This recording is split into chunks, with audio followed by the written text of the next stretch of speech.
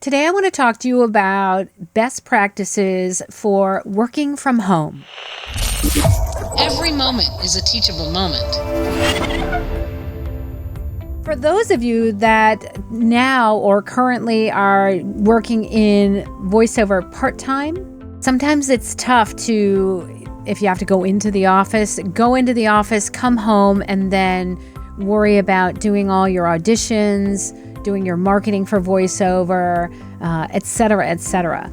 For those of you when you are home, there are some best practices. I know that when I started off working part-time in voiceover, it was so very difficult to really discipline myself and stick to a schedule. I actually think it's almost more difficult to work in voiceover part-time than it is full-time. If you are still working at your job full-time and you are coming home and doing part-time voiceover or maybe voiceover during your lunch hours, it's really, really important that you can set yourself up so that you can stay focused to make the most of your time when you are working in voiceover. That includes I would say the very first thing is being able to have a place that you can go in your studio where nobody bothers you unless there's an actual emergency, right? Where it's quiet and where you can actually focus on, okay, I've got auditions that I need to record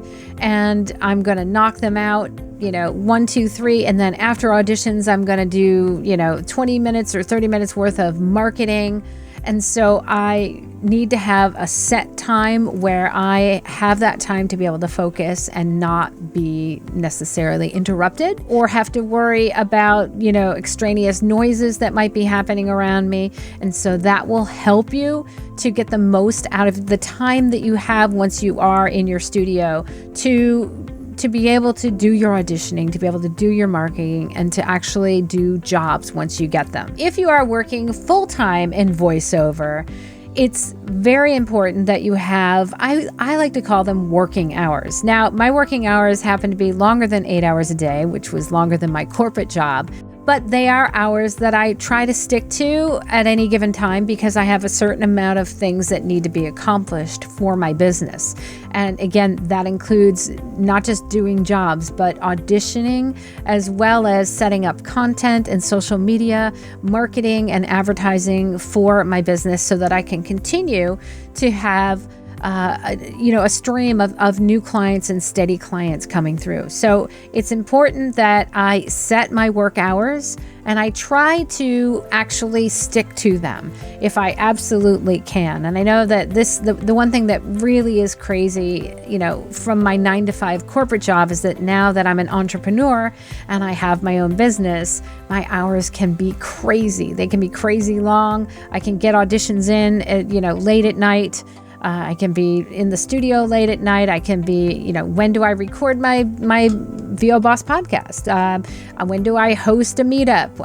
And so those things are all very much set up on a calendar. So I make sure that I have a calendar that I stick to, a schedule that I stick to, times where I'm actually, I'm always checking my email. I will say that probably the one thing that I do 24/7 maybe is to check my email. And that is to make sure that I'm not missing any emails coming in that could be from potential clients or from clients asking me to do a pickup or even sign me a job. I'm making sure that I'm sticking to my working hours. And I'm also making sure that when I am using my working hours, I'm not actually doing anything that's not productive, or I try very hard. And one of the biggest, I would say, time sucks that can take me away from my work is social media. And so I actually have times where I literally will not be on social media. I've actually had to really pull back